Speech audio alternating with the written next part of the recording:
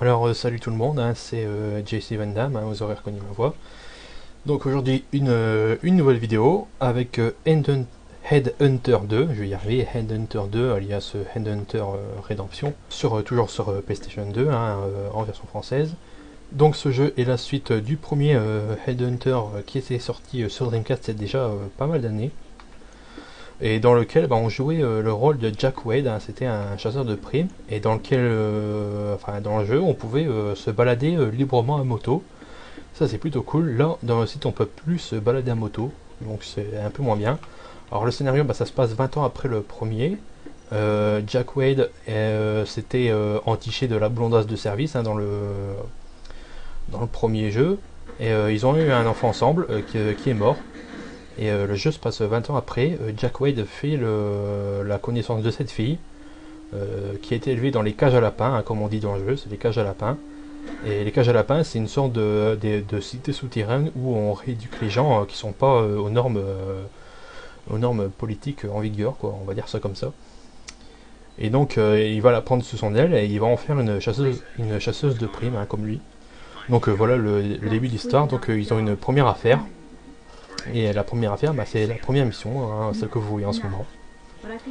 Donc, par rapport au premier jeu, il est quand même un peu plus beau, hein, vu qu'on est sur PlayStation 2 par rapport à la Dreamcast. Par contre, on peut plus rouler en moto comme on veut, ça c'est dommage. Niveau gameplay, ça n'a pas trop super évolué.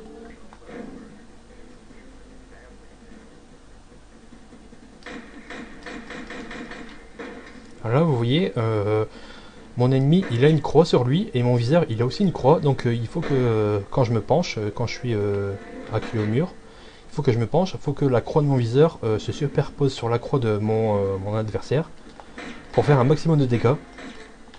Alors bien sûr, plus vous avancez dans le jeu, plus vous aurez des armes plus précises, hein, qui font plus de dégâts et qui sont beaucoup plus précises. Vous avez des portes aussi à pirater. Alors quand vous piratez des portes, vous devrez faire jouer à des casse-têtes. Parfois super compliqué, parfois super simple, hein, ça dépend. Alors niveau scénario, c'est pas top, hein, comme je vous l'ai dit, quoi, c'est franchement pas top. Niveau intelligence artificielle, c'est bof quoi, c'est limite débile quoi. Graphisme, c'est mieux que sur Dreamcast, parce qu'on est sur PlayStation 2. Mais bof quoi, voilà quoi. C'est pas super génial. Alors oui, au début, c'est super facile. Alors je peux prendre... Enfin, les armes des ennemis, je peux les prendre, mais c'est juste des... Vous voyez, il faut que j'attende que mon viseur soit pile dessus. Je peux tirer quand mon viseur il est pas superposé sur la croix de l'ennemi, hein, bien sûr, mais je fais beaucoup moins de dégâts. Enfin, les dégâts sont beaucoup moins importants. Bon, c'est un jeu où il faut se mettre à couvert quand même. Hein.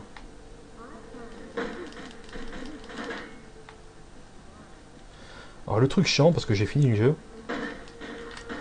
c'est que quand vous finissez le jeu, vous gardez pas vos améliorations de vos armes. Vous gardez rien, vous perdez tout quoi. Donc vous recommencez le jeu à partir de zéro. Ça c'est chiant. Ça c'est nul même.